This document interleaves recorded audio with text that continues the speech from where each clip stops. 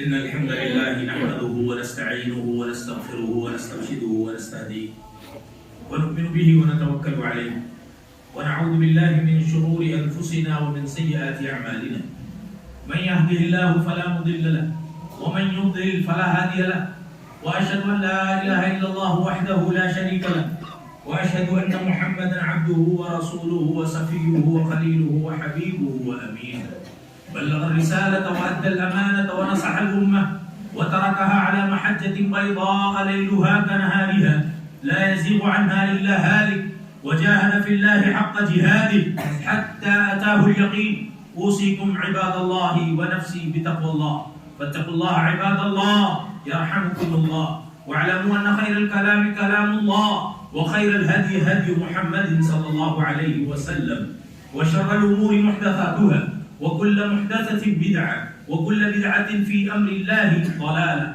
وكل ضلالة في النار وما قل وكفى خير مما كثر وألهى وما توعدون لآت وما أنتم بمعجزين أما بعد فأعوذ بالله السميع العليم من الشيطان الرجيم بسم الله الرحمن الرحيم يا أيها الناس اتقوا ربكم الذي خلقكم من نفس واحدة وخلق منها زوجها وبث منهما رجالا كثيرا ونساء واتقوا الله الذي تساءلون به والأرحام إن الله كان عليكم رقيبا وقال جل سبحانه أعوذ بالله من الشيطان الرجيم يا أيها الذين آمنوا اتقوا الله حق تقاته ولا تموتن إلا وأنتم مسلمون وقال جل سبحانه أعوذ بالله من الشيطان الرجيم يا أيها الذين آمنوا اتقوا الله وقولوا قولا سديدا يصلح لكم أعمالكم ويغفر لكم ذنوبكم ومن يطع الله ورسوله فقد فاز فوزا عظيما وقال جل سبحانه أعوذ بالله من الشيطان الرجيم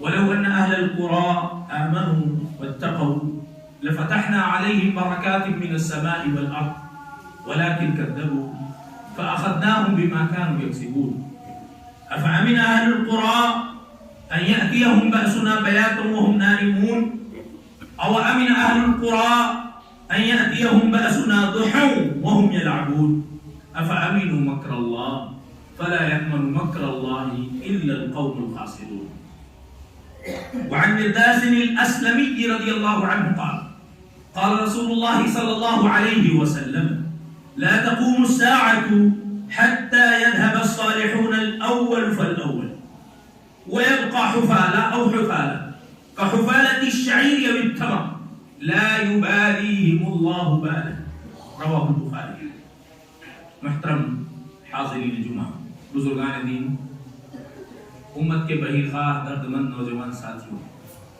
مومنہ ماؤں اور بہنوں سب سے پہلے ہر قسم کی تعریف و توصیف بڑائی بزرگی کبریائی عظمت و جلال حمد و ثنا اور شکر و سپاس ہوں اس اللہ عظیم وحدہ لا شریک احد الصمد کے لیے جس نے ہمیں اسلام قرآن کریم توحید باری تعالی منہج سلف حلال و حرام میں فرق حق و باطل صحیح غلط سچ اور جھوٹ میں تمیز کرنے کی عظیم صلاحیتیں عطا فرمائیں ربنا لک الحمد کما ينبغي لجلال وجهك وعظیم سلطانك بعد ازاں انگنت درود و سلام ہو نبیوں کے سردار سید الاولین والآخرین امام الانبیاء والاتقیاء والاولیاء والشہداء والصلحاء والمرسلین محمد عربی محمد الرسول اللہ صلی اللہ علیہ وسلم کے لیے کہ بڑا بخیل ہے وہ شخص جس کے سامنے نبی کائنات کا نام آئے اور اس کی زبان سے صلی اللہ علیہ وسلم بھی ادا نہ ہو سکے اللہم صلی علی محمد وعلی آل محمد کما صلیت علی ابراہیم وعلی آل ابراہیم انک حمید مجید اللہم بارک علی محمد وعلی آل محمد كما باركت على إبراهيم وعلى آل إبراهيم إنك حميد مجيد تحمید و تسلیم اور حمد و صلاۃ کے بعد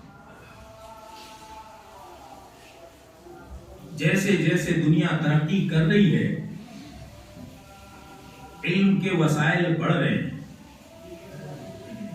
اسلام کو جاننا آسان ہو چکا ہے کتابوں اور لٹریچرز کی لائبریریوں کی کثرت ہے ہر سال ہزاروں لاکھوں علماء فارغ ہو رہے ہیں مساجد و مدارس کی کمی بھی نہیں ہے پھر کیا ہے؟ پھر وجہ کیا ہے کہ مسلمانوں کی اکثریت ارتداد اور الحاد کے قریب بڑھ رہی ہے، اسلام سے بدظن ہے، اللہ کے فیصلوں سے بدظن ہے، عمل میں دلچسپی نہیں ہے، اخلاص و للہیت نہیں ہے، عقائد ان کے صحیح نہیں ہے، افکار و نظریات میں یہ گمراہ ہو چکے ہیں۔ شرذمۃ قلیل، ایک چھوٹی سی جماعت جنہیں ہم اقلیت در اقلیت کہہ سکتے ہیں، یہ دعوے دار ہے کہ وہ حق پر ہیں، مگر ان کی بھی اکثریت عمل میں کوتا ہے، عمل میں کوتا ہے، برائیوں اور گناہوں سے بچنے سے کوسوں دور ہے۔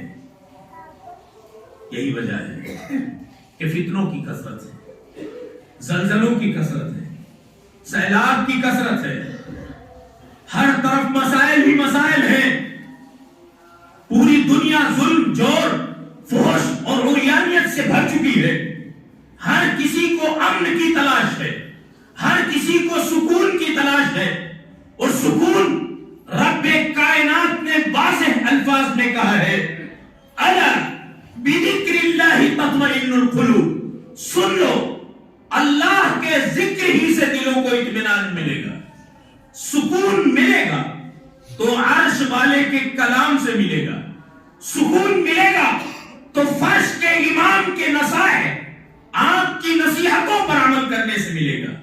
یعنی سکون اگر ملے گا تو صرف اور صرف قرآن و حدیث اور اسلام پر عمل کرنے میں ملے گا۔ ہم دیکھ رہے ہیں زلزلوں کی کثرت ہے، پچھلے دنوں ترکی میں زلزلہ آیا، اسی ہفتے کی بات ہے، ایک ہفتہ پہلے پوری دنیا میں نیٹ کے ذریعے خبر پہنچی، ایک ایک لمحے کا ویڈیو جاری ہو گیا، اتنی آسانی ہو گئی کہ سیٹلائٹ کے ذریعے ایک ایک چیز کی تصویر، ایک ایک نقل و حرکت کی تصویر ہم تک پہنچی۔ پہلوں کے مقابلے میں وسائل بڑھنے سے ہمیں اور زیادہ اللہ کا ڈر پیدا ہونا چاہیے تھا۔ پہلے ایک گاؤں کی خبر دوسرے گاؤں میں پہنچنے میں دیر لگتی تھی، اب دنیا کے کسی بھی کونے کی خبر ایک لمحے میں ہر کونے میں پہنچ رہی ہے۔ یہ اللہ رب العالمین کی طرف سے عطا کردہ وسائل ہے۔ لَتُسْأَلُنَّ يَوْمَئِذٍ عَنِ النَّعِيمِ، تم کل قیامت کے دن نعمتوں کے بارے میں ضرور پوچھے جاؤ گے۔ یہ بھی ایک نعمت ہے، اللہ سوال کرے گا کہ تمہارے لیے عمل کرنا پہلوں کے مقابلے میں زیادہ آسان تھا تو تم نے احساس کیوں نہیں کیا۔ زلزلوں کے بارے میں قرآن و حدیث میں بہت ساری باتیں بیان کر دی گئی ہیں۔ سورہ زلزال ایک مشہور سورہ ہے، اسے ہمیں بار بار پڑھنا چاہیے۔ بسم اللہ الرحمن الرحیم، اذا زلزلت الارض زلزالها، قیامت کے زلزلے کا تذکرہ ہے، جب زمین پوری طرح سے زیر و زبر کر دی جائے گی، ہلا دی جائے گی۔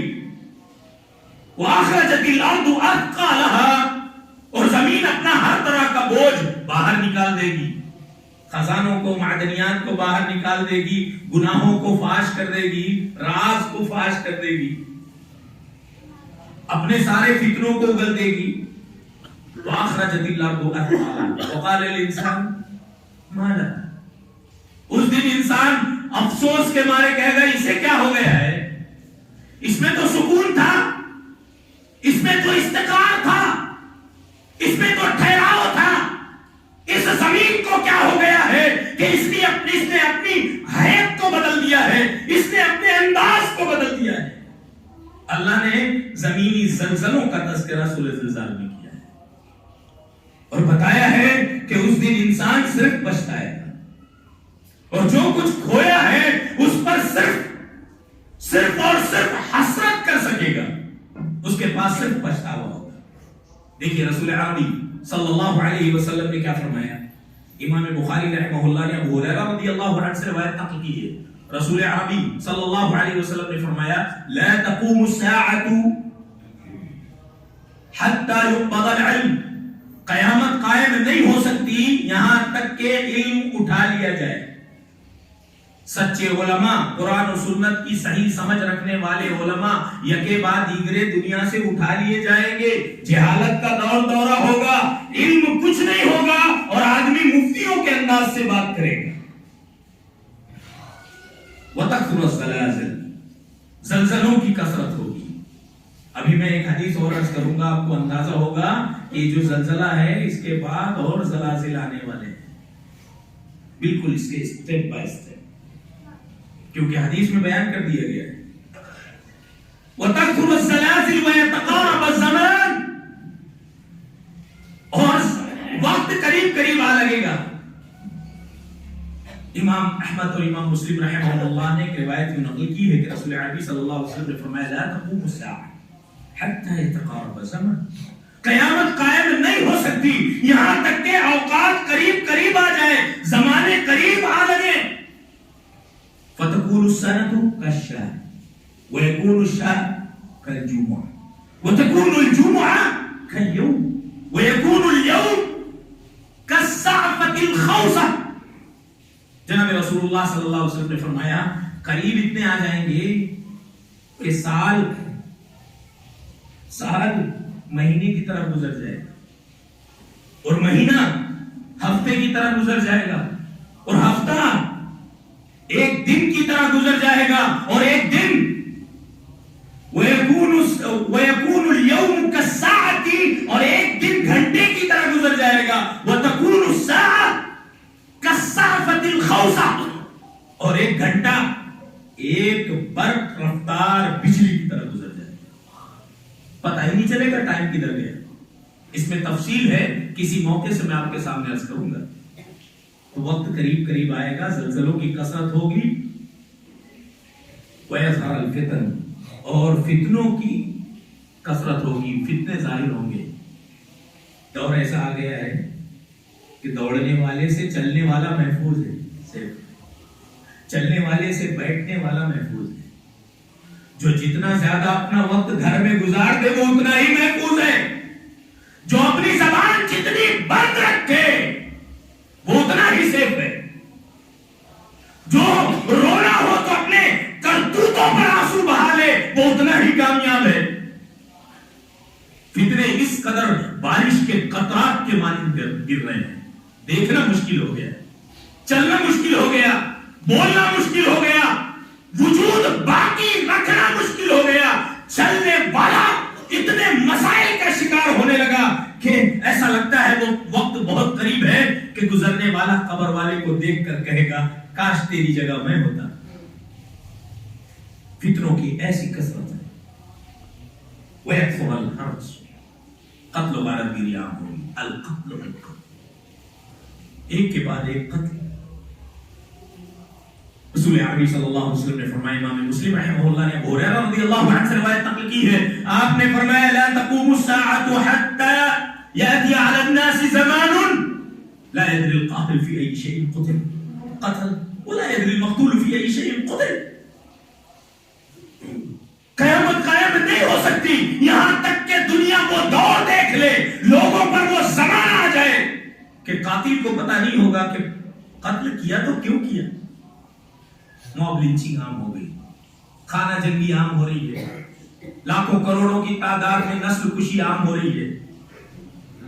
قتل عام تو جیسے کوئی بات ہی نہیں ہے، اور نہ مارے جانے والے کو پتہ چلے گا کہ مجھے کس گناہ کی پاداش میں مارا گیا تھا، ہلاک ہو گیا۔ اور آگے آپ نے فرمایا وَيَكْثُرَ الْمَالُ وَيَكْثُرَ الْمَالُ فِيكُمْ فَيَفِيضُ، تمہیں مالوں کی کثرت ہوگی، مال عام بات ہو جائے گی، ہر شخص کا مطمع نظر مال کمانا ہوگا۔ غلط بولے آپ صلی اللہ علیہ وسلم نے، آپ نے غلط کہا، ہم اپنی آنکھوں سے دیکھ رہے ہیں۔ سچ اور جھوٹ کا کوئی فرق نہیں، حلال و حرام کا کوئی فرق نہیں، کسی کی روح رعایت کا کسی کی کوئی مروت نہیں، ہر کسی کا مطمع نظر میں جلد سے جلد مالدار اور امیر بن جاؤں، میرا اپنا خاص کی بنگلہ ہو، میری اپنی گاڑی ہو، میرے ہر بچے کا اپنا الگ بزنس ہو، ہر بچے کا اپنا الگ بنگلہ ہو،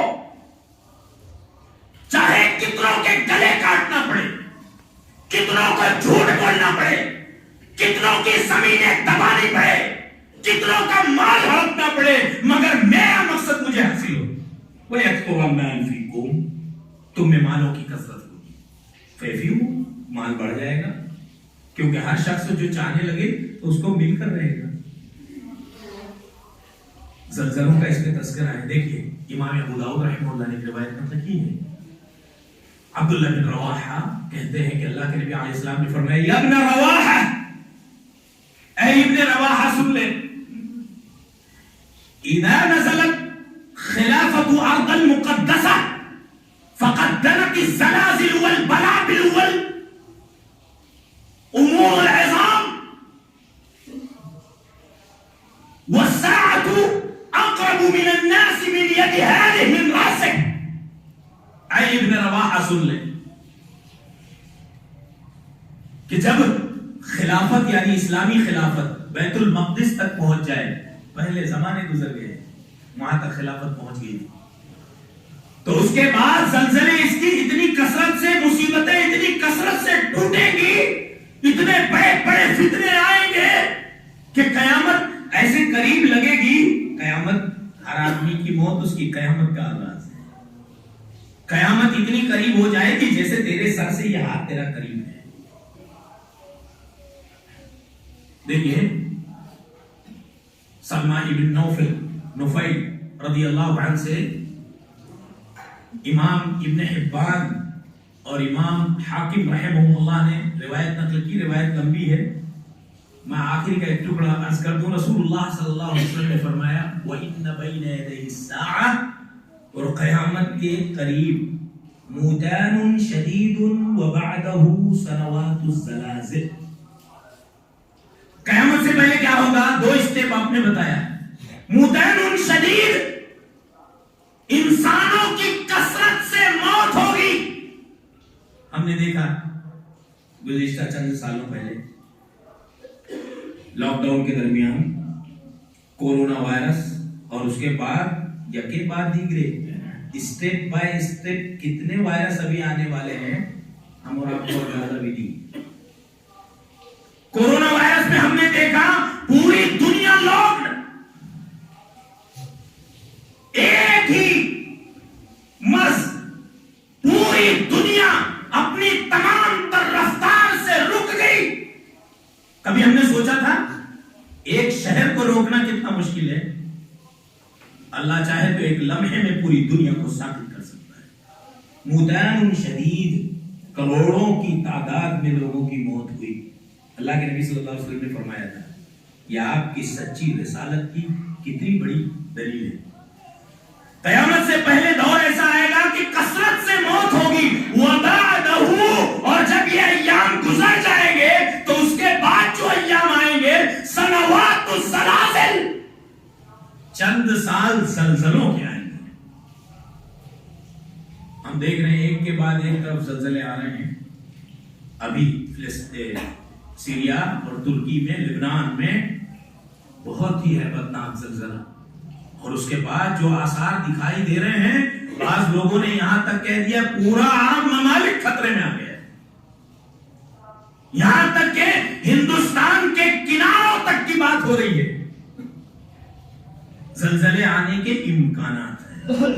اللہ کے رسول صلی اللہ علیہ وسلم نے فرمایا تھا کثرت سے موت ہوگی، وَبَعْدَهُ سَنَوَاتُ الزَّلَازِلِ، اور اس کے بعد چند سال زلزلوں کے آئیں گے۔ امام شرائح بن عبداللہ رحمہ اللہ نے کہا تھا تکون الزلازل والملاحم، زلزلے اور خونریزیاں اتنی ہوں گی، اتنی شدید ہوگی، تحرک الناس حتی تغلو النعال، لوگوں کو ایسی بھگدڑ مچا دے گی زلزلے اور خونریزیاں کہ کسی کو اپنے چپل جوتے کی بھی پرواہ نہیں ہوگی، جان بچانے کی فکر ہوگی۔ اتنی شدت کے زلزلے کیوں آتے ہیں؟ یہ زلزلے ان کی حکمتیں کیا ہیں؟ پہلی حکمت یہ ہے کہ اللہ بتانا چاہتا ہے یہ زمین کا جو سکون ہے یہ میرے دم سے ہے، اللہ کی ایک عظیم نعمت ہے۔ والجبال اوتادا، اللہ نے پہاڑوں کو میخوں کی طرح زمین میں گاڑ دیا ہے تاکہ حرکت نہ کر سکے۔ زلزلے آتے ہیں یہ اس بات کا اشارہ ہے کہ اللہ نے بتایا زمین پر جو سکون سے تم رہتے ہو یہ اس لیے اندر سکون میرے حکم سے ہے اور ساری چیزیں میرے قبضے قدرت میں ہیں. یہ بتانا مقصد ہے. میں جب چاہوں پوری دنیا کو زیر و زبر کر دوں. اور یہ بتانا مقصود ہے کہ چھوٹے چھوٹے زلزلے ہیں, قیامت کا بڑا زلزلہ بھی باقی ہے, اس کا تم کیسے سامنا کر سکو گے. فرمایا بسم اللہ الرحمن الرحیم, یا ایھا الناس اتقوا ربکم, لوگوں اپنے رب سے ڈرو. ان زلزلۃ الساعۃ شیء عظیم, قیامت کا زلزلہ بہت بڑی شے ہے. یوم ترونها تذهل كل مرضعۃ عما ارضعت, قیامت کا زلزلہ شروع ہوتے ہی تم دیکھو گے حاملہ عورتیں اپنا حمل گرا دیں گی, حمل گر جائے گا. وتضع كل ذات حمل حملها یوم ترونها تذهل كل مرضعۃ عما ارضعت, تم دیکھو گے ہر دودھ پلانے والی اپنے دودھ پیتے شیرخوار نوزائیدہ بچے کو پھینک دے گی, دور کر دے گی. وتضع كل ذات حمل حملها, اور ہر حاملہ خاتون مارے دہشت اور ہولناکی کے اپنا حمل ضائع کر دے گی. وترى الناس سکارى وما هم بسکارى ولكن عذاب الله شدید. تو لوگوں کو سمجھے گا کہ مدہوش اور بے ہوش ہیں, وہ بے ہوش نہیں ہوں گے, مگر اللہ کا عذاب اتنا سخت ہوگا کہ بے ہوشی جیسا منظر ہوگا. انسان کو خود اپنے آپ کی خبر نہیں ہوگی. یہ اس کے چھوٹے چھوٹے مناظر ہیں, یہ چھوٹے چھوٹے زلزلے ان بڑے زلزلوں کا پیش خیمہ ہے. یہ چھوٹے چھوٹے زلزلے ان بڑے زلزلوں کا اشارہ اور کنایہ ہے. اور مقصد کیا ہے, حکمت کیا ہے؟ حکمت یہ ہے کہ لوگ اپنے نفس کا محاسبہ کرنے لگے. اللہ نے فرمایا اولا يرون انهم يفتنون في كل عام مرة او مرتين ثم لا يتوبون ولا هم يذكرون. کیا ہو گیا ہے لوگوں کو, سال میں ایک بار دو بار کسی نہ کسی آزمائش میں مبتلا کیا جاتا ہے, مگر پھر بھی پلٹنے کو تیار. قرآن کی کوئی آیت, محمد عربی کا کوئی فرمان, کسی صحابی کی کوئی ہدایت, شریعت کا کوئی نقطہ انسان کی زندگی میں بدلاؤ پیدا کرنے کو تیار نہیں. کیوں؟ کیا ان کی تاثیر ختم ہو گئی؟ ہرگز نہیں. دلوں کی اثر پذیری ختم ہو گئی گناہوں کی کثرت سے. یہ زلزلے اصل میں اشارہ ہے کہ جن کو ہم نے بچا لیا ہے, جن علاقوں میں زلزلے نہیں آئے ہیں, وہ ہوش کا ناخن لیں. دیکھیے میں چند باتیں اور عرض کروں معذرت کے ساتھ. میرے بھائیو, زلزلے کا اصل مقصد جاننے کے لیے نظریات بدلنا ضروری ہے. جب کوئی آسمانی زمینی آفت آتی ہے تو لوگ اپنے اپنے اعتبار سے سوچتے ہیں. جیسا دماغ, جیسا علم, جیسا تجربہ, جیسی فکر, انسان ویسا سوچتا ہے. نظریات کو بدلنے کی ضرورت ہے. آج سائنس اور ٹیکنالوجی کا دور ہے, اس وجہ سے بہت سارے انسان, اب ہم ان انسانوں کی بات نہیں کرتے جنہیں اپنے کمیونسٹ ہونے پر, دہریہ ہونے پر فخر ہے. ہم ان مسلمانوں کی بات کرتے ہیں جو لبرلزم کے قائل ہیں, جو غیر مذہبی ہونے میں فخر محسوس کرتے ہیں, جو اسے ترقی یافتہ سوچ و فکر کہتے ہیں, جو تعلیم یافتہ فکر کہتے ہیں. غیر مذہبی ہونے کو فخر سمجھتے ہیں کہ میری سوچ گھٹیا نہیں ہے, میں کھلی ذہنیت کا حامل ہوں. چنانچہ وہ سائنسدانوں کی طرح ہی ہر آفت کو دیکھتے ہیں. آپ نے دیکھا ہوگا سورج اور چاند میں گرہن لگا تو بہت سارے لوگ کیمرے لے کر کھڑے ہیں, دوربین لے کر کھڑے ہیں, دیکھ رہے ہیں کتنا بڑا ہے سورج اور کتنا بڑا ہے چاند. یہ وہ لوگ ہیں جو لبرلزم کے قائل ہیں, کمیونسٹ ہیں, کمیونزم کے قائل ہیں, اللہ کے وجود پر یقین نہیں رکھتے, آخرت پر یقین نہیں رکھتے. وہ سمجھنا ہے تو سمجھ لو کہ ایک تیز آندھی بھی چلتی تھی تو آمنہ کے لال کی سوچ بدل جاتی تھی, رونے لگتے تھے, مسجد کی طرف دوڑتے تھے. سورج اور چاند میں گرہن لگتا تھا تو آپ دوڑ کر تیزی سے مسجد کی طرف آتے تھے. دعاؤں کی کثرت شروع ہوتی تھی, صدقہ و خیرات مسلمان کرتے تھے, استغفار کا اللہم انی اسألک ھذا الریح خیر ھذا الریح وما فیہ، اے اللہ اس آندھی کی بھلائی اور جو کچھ اس میں ہے اس کی بھلائی کا سوال کرتا ہوں، واعوذ بک من شر ھذا الریح وما فیہ، اور اے اللہ اس آندھی کے شر سے اور اس میں جو کچھ ہے اس کے شر سے میں پناہ چاہتا ہوں۔ نبیوں کے سردار، فخر انسانیت، سید الاولین والآخرین، اور آسمان و زمین میں کوئی تبدیلی آتی ہے تو رونا گڑگڑانا شروع کر دیتے ہیں۔ روزانہ جو 70 سے 100 بار استغفار کرتے ہیں، جن کے اگلے پچھلے گناہ معاف ہیں، جن کی فضیلت اور مقام کا کوئی انسان دنیا میں نہیں آیا، ان کی یہ حالت ہے۔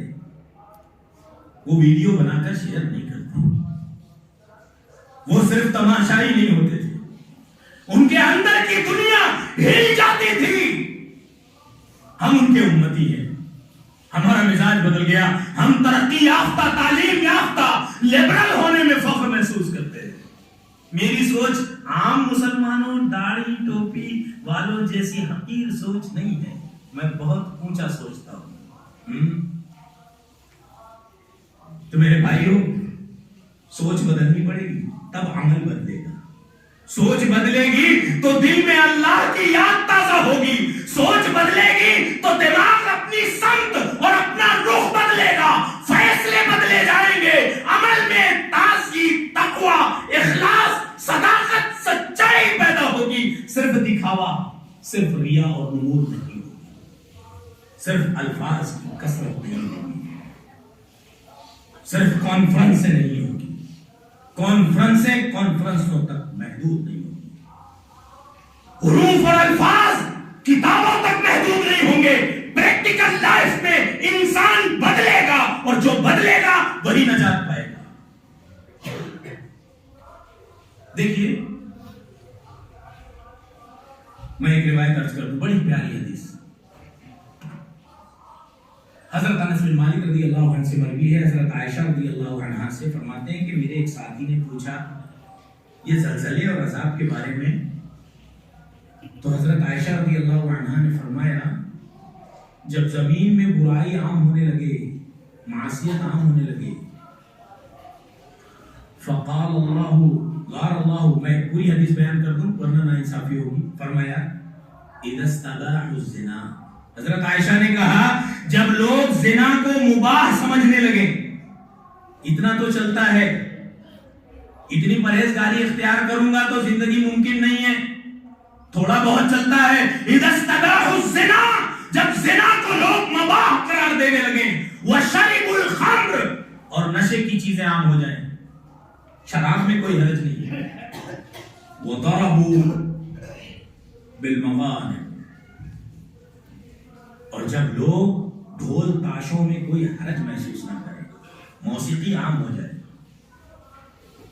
فقال اللہ غار اللہ عز وجل فقال للارض تزلزلی بهم، تو اللہ کی غیرت جوش میں آتی ہے اور اللہ زمین سے کہتا ہے تو ان کو جھنجھوڑ دے، زلزلہ برپا کر دے، فَإِن تَابُوا وَنَزَعُوا وَإِلَّا هَدَمَهَا عَلَيْهِمْ، اور اگر وہ توبہ کر لے، اپنی حرکتوں سے باز آ جائے، اپنے جرائم سے باز آ جائے تو ان کو چھوڑ دینا، ورنہ اپنی زمین کو ان پر پلٹ دینا۔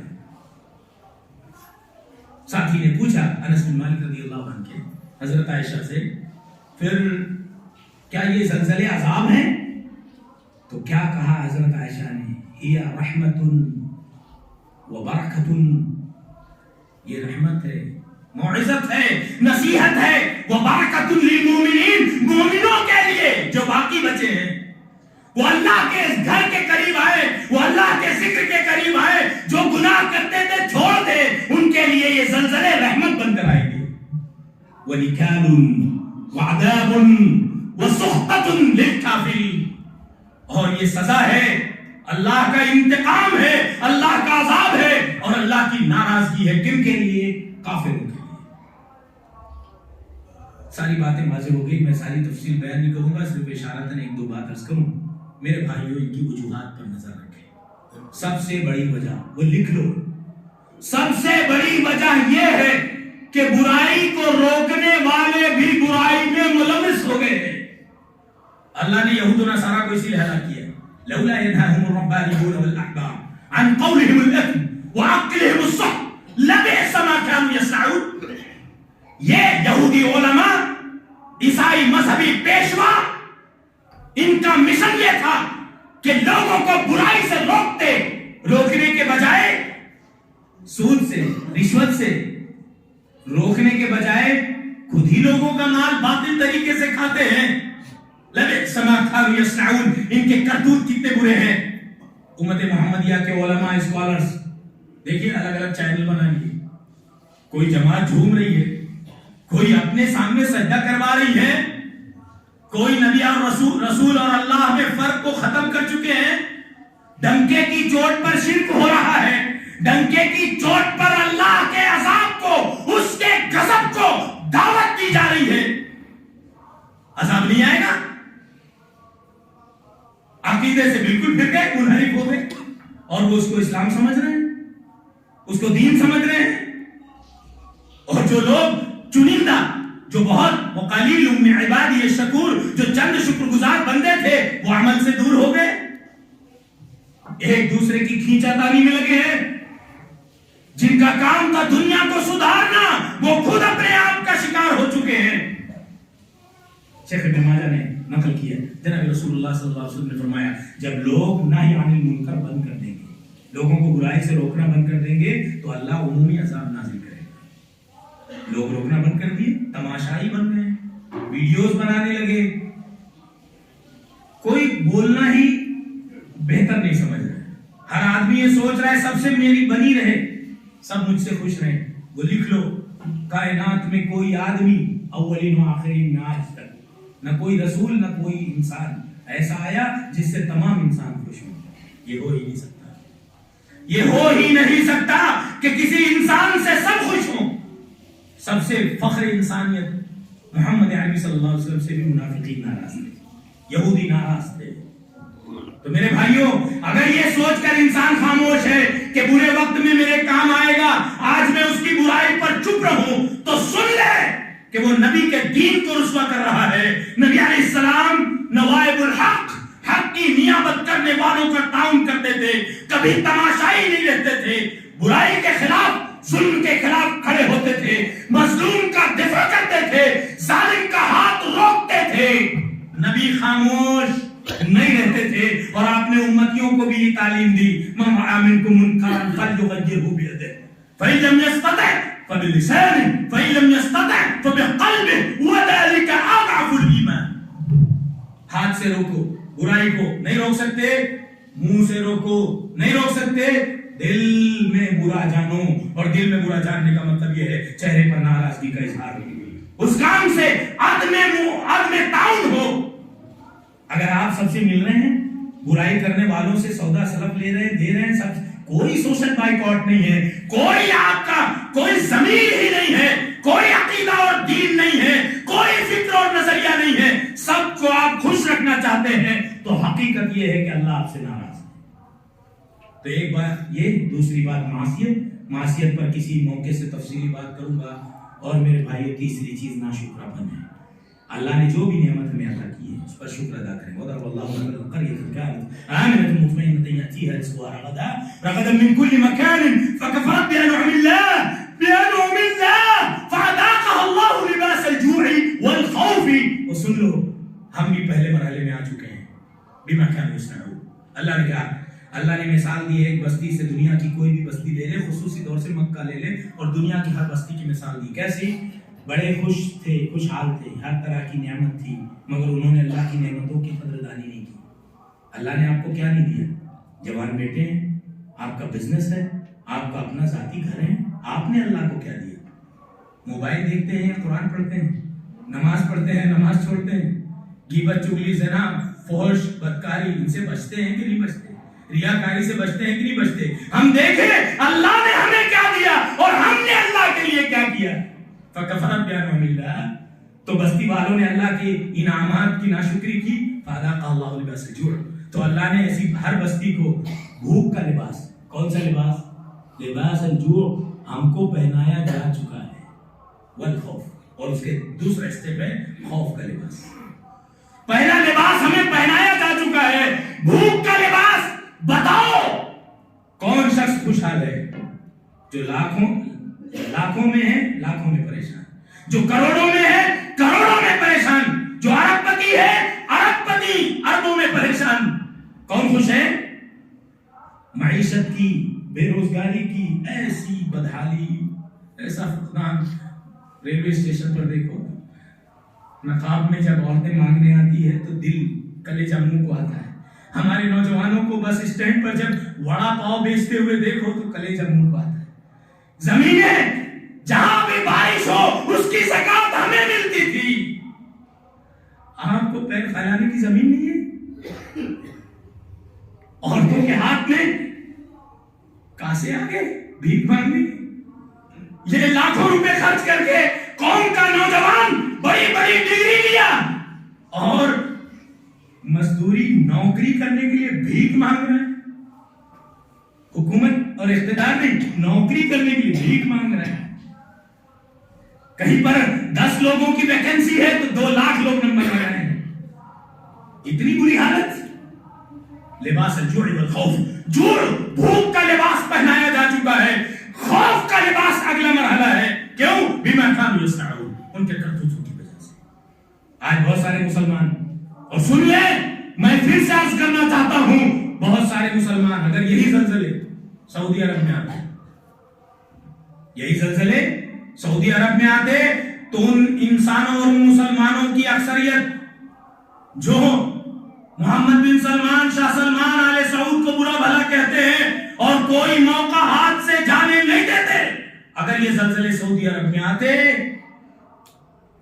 تو محمد بن سلمان کو, شاہ سلمان کو, آل سعود کو, پورے عرب کو قصوروار ٹھہرا دیتے اور خلافت عثمانی کے فلک شگاف نعرے لگاتے, سعودی پر لعن و طعن کرتے.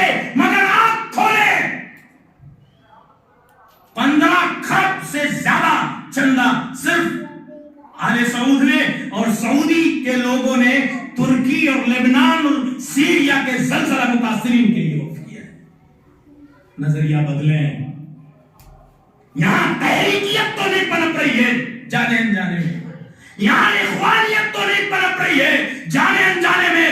وہ سن لو, چھوٹے چھوٹے چاکلیٹ اور مٹھائی تقسیم کرتے ہیں کس نام سے؟ اقتدار اعلیٰ, اسلامی حکومت, مسلمانوں کا غلبہ.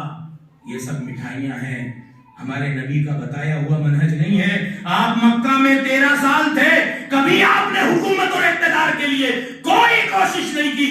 ارے حسرت ہے, افسوس ہے اس آدمی کے عمل پر جس کی اتنی ہی کوشش ہو کہ اسے کرسی مل جائے. ہمارے نبی ایسے نہیں تھے. آپ نے کرسی اور اقتدار کی کوئی بات نہیں کی مکہ میں. مدینہ میں بھی آپ آئے تو آپ نے صرف ڈیفنس کیا اپنی قوم کا, آپ نے صرف ڈیفنس کیا. تو اقتدار اعلیٰ, حکومت اعلیٰ اور ایسے سنہرے الفاظ دے کر نوجوانوں کو تحریکیت میں, اخوانیت میں شمار کرنے والے سن لیں کہ دیکھیے یہی سعودی عرب ہے جن کو آپ پانی پی پی کر گالی دیتے ہیں, جن کو آپ برا بھلا کہتے ہیں. دیکھو کہ انہوں نے 15-20 ارب روپیوں سے ان متاثرین کی مدد کی ہے. اللہ تمام مسلمانوں کو دین کی صحیح فہم عطا فرمائے, دین کا سچا جذبہ عطا فرمائے, صداقت کی دولت عطا فرمائے, اخلاص تقوی للہیت عطا فرمائے.